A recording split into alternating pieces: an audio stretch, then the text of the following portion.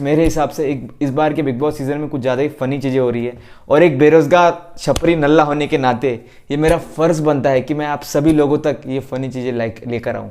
तो सबसे पहली मेरे को फ़नी बात जो अभी रिसेंटली लगी है वो रजत दलाल की। भैया एक नंबर का हरामजादा है। अभी कुछ मतलब खुशी की बात थी जो विवेन ने उसको बताई कि भाई ऐसे ऐसे हुआ है, तो रजत दलाल भी खुश हुआ उस बात पर और बोलता है खुश होकर कि भाई तुम्हारे मुँह में देने का मन कर रहा है। और थोड़ी देर के पॉज के बाद बोलता है कि घी और शक्कर और क्या दे सकता हूँ आपके मुंह में। भाई इतना विवेन का मुंह उस टाइम देखने लायक था। भाई विवेन भी समझ गया कि एक नंबर का हरामजादा ये दलाल। विवेन के पास भी कोई शब्द ही नहीं थे बोलने के लिए, उसको भी गंदी गंदी मुंह में गालियाँ आ गई थी, लेकिन वो मतलब बिना बोली चला गया। अगर आप देखोगे वो चीज़ सीन तो आपको मालूम समझ में आएगा।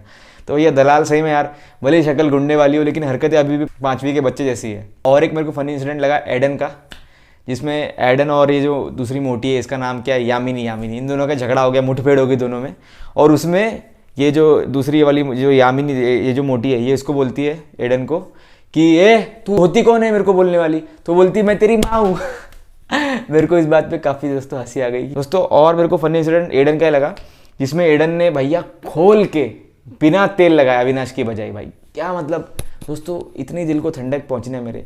अविनाश उसके चितड़ों में ऐसे उंगली घुमाने की कोशिश कर रहा था, लेकिन बंदी ने सीधा उंगली पकड़ के मरोड़ दी और ऐसी ऐसी बातें बोली, ऐसी ऐसी लाइन्स बोली। भाई अविनाश का मुंह एकदम ऐसा मुंह था उसका, ऐसा और ऐसा हो गया अंदर से मतलब ऐसा अंदर से मतलब टूट चुका है वो। उसके बाद आप खुद ही अगर आप बिग बॉस देखते हो, अविनाश उसके बाद उसके आसपास मंडराया तक नहीं भाई, इतना घंटिया फाड़ दी उसकी दोस्तों। और एक ये करण का सीन है भाई, करण इतना बड़ा ठरकी है ना भाई, क्या ही बोलो। और ये मेरे को ही नहीं सबको ही दिख रहा है क्योंकि एक ऐसा चीज़, एक सीन था जिसमें कि करण और दिग्विजय पुशअप्स कर रहे थे और बाकी लड़कियां बातें कर रही थी।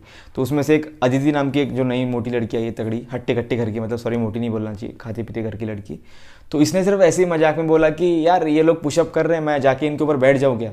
तो फिर उसमें से एडन बोलती है कि तू करण के ऊपर जाके बैठ, उसके पास जाके बस इतनी बात बोल कि तेरे को बैठना है करके, वो कभी मना नहीं करेगा। मतलब वो भी जानती है कि ये बंदा मतलब। और भैया ये बंदी सही में गई करण के पास और करण सही में बोला बैठ जा और बैठ के पुशअप भी मार दिया। भाई इतना ताकत करण में यूजुअली होती नहीं, लेकिन भाई लड़की के लिए भाई कुछ भी कर सकता है, बाहुबली भी बन सकता है ये दरिंदा।